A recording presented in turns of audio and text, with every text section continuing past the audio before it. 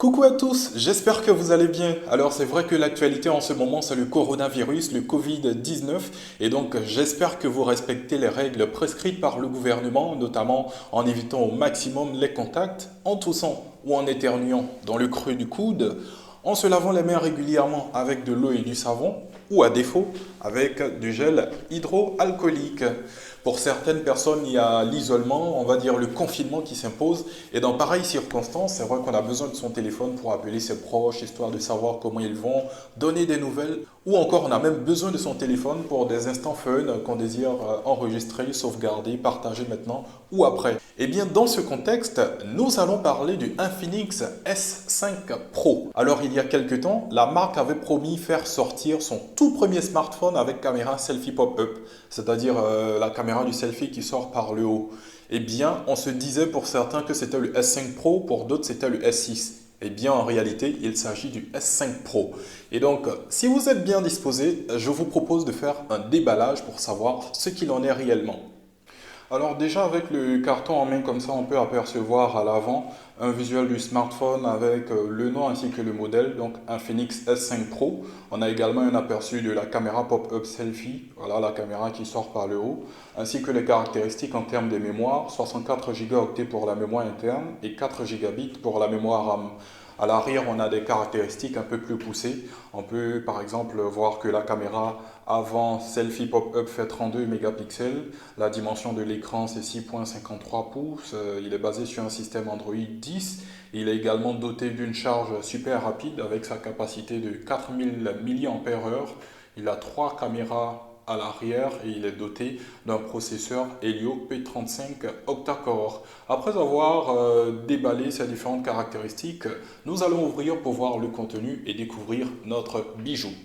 Alors je retire le carton dessus, je le mets juste là. On est accueilli automatiquement par notre téléphone, le Infinix S5 Pro, qui a à son avant le film de protection avec les différentes performances. On va y revenir, donc pour le moment, je le pose à côté. Alors, ce carton juste en dessous, qu'est-ce qu'il contient? Nous allons le voir. Juste derrière, on a la pince qui permet de retirer la carte SIM. Je la mets là. À l'intérieur du carton, on a une carte qui nous invite à rejoindre le club Infinix X Club. Voilà, c'est plus ou moins le club de fidélité d'Infinix. Donc, en rejoignant ce club-là, vous pouvez avoir accès à des informations exclusives et voilà, des trucs que les autres n'ont pas forcément. Voilà, je mets ça juste là. On a ensuite un film de protection avant, d'autres diront un anti-choc. Lui, il est plus utilisé pour éviter les petites traces et voilà. Je le mets là. On a également une coque de protection en plastique que voici. Et on va voir ce qui se cache dans le carton du bas. Alors dans le carton du bas, on a l'écouteur.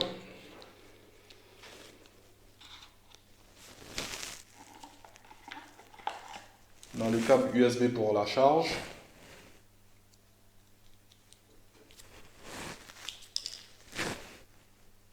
Voilà. On peut déjà constater ici que c'est un chargeur avec câble USB classique, port USB classique je dirais. Et on a le boîtier voilà, de charge que je mets là. Alors maintenant que nous avons vu le contenu du carton de notre téléphone, on va s'intéresser un peu plus à notre téléphone, histoire de voir ce qu'il est réellement. Donc, je vais refermer mon carton que je vais mettre sur le côté, prendre mon téléphone.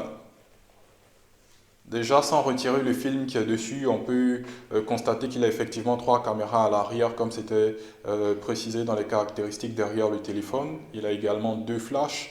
Et en termes de teinte, c'est vrai qu'il devrait avoir plusieurs couleurs, mais il a une magnifique teinte, je dirais. Je ne sais pas si je dois dire indigo, ouais, je pense que c'est de l'indigo, hein. Je ne reconnais pas les couleurs, comprenez-moi. On a également le bouton d'allumage extinction, le bouton de réduction et d'augmentation de volume. En haut, on a la caméra pop-up qui est en ce moment à l'intérieur. On aura l'occasion de la découvrir davantage tout à l'heure. Sur les côtés, on a l'emplacement de la carte SIM. Alors, quand on continue à contourner le téléphone, on constate qu'il y a les haut-parleurs qui sont situés par là. Voilà le port du câble USB pour la charge et éventuellement le transfert de données sur ordinateur, ainsi que le port jack pour brancher les écouteurs, sans oublier l'emplacement du micro. Maintenant qu'on a vu tout ça, je pense qu'il va falloir allumer notre téléphone et voir comment il se présente à nous. Donc, je retire le film de protection qui est dessus. Je vais mettre là. Je peux ou non décider de retirer ce qui est à l'arrière, mais je pense que je vais le retirer également. C'est un design très séduisant. Et il ne nous reste plus qu'à allumer le téléphone.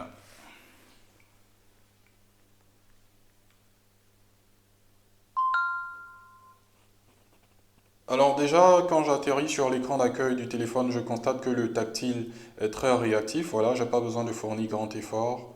Voilà, c'est assez sympa. Et déjà, on va commencer par se rendre dans les paramètres, histoire de vérifier que tout ce qui est annoncé à l'arrière est effectif. Donc je vais dans paramètres, mon téléphone.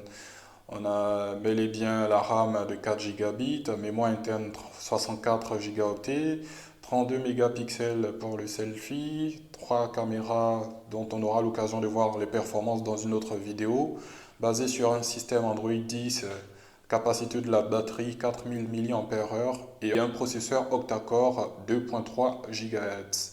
Alors voilà que nous avons effectivement les mêmes caractéristiques qui étaient à l'arrière du téléphone.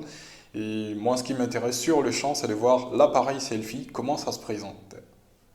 Let's go. Alors, j'appuie là pour voir comment se présente notre appareil photo selfie.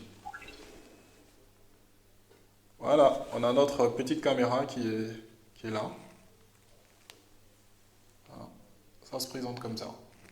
Assez sympa, hein, c'est assez fun. En même temps, c'est assez intéressant parce que ça libère l'écran. En général, on a l'appareil photo soit au centre de l'écran ou bien sur les côtés, mais n'empêche que ça occupe une place et c'est pas toujours évident de pouvoir voir toutes les notifications. Mais là, on a plus de chance parce que il est assez discret et ça donne un petit genre, un style assez intéressant. Alors, c'est malheureusement la fin de cette vidéo. J'espère que vous avez pris plaisir à la regarder. C'est clair que vous avez de nombreuses questions. N'hésitez pas à les poser en dessous, je répondrai dans la mesure du possible. Probablement qu'elles pourront m'inspirer lors de mon test pour vous répondre lors de la prochaine vidéo. Alors si vous avez regardé cette vidéo avant le 6 ou le 7 avril, c'est que probablement le téléphone n'est pas encore sorti parce que nous avons eu l'exclusivité d'avoir le téléphone une semaine avant sa sortie. Donc c'est un test exclusif. Sinon, si vous regardez après le 6 ou le 7 avril, le téléphone sortira et il sera disponible sur les différentes plateformes de vente et d'achat en ligne telles que Jumia. Sur ce, n'hésitez pas à poser vos questions en commentaire. Nous y répondrons dans la mesure du possible, soit en commentaire ou tout simplement lors de la vidéo de test. Sur ce, on se donne rendez-vous très prochainement pour une nouvelle vidéo de test ou de déballage. Et n'oubliez pas de respecter les mesures prescrites par le gouvernement pour lutter contre la propagation du coronavirus.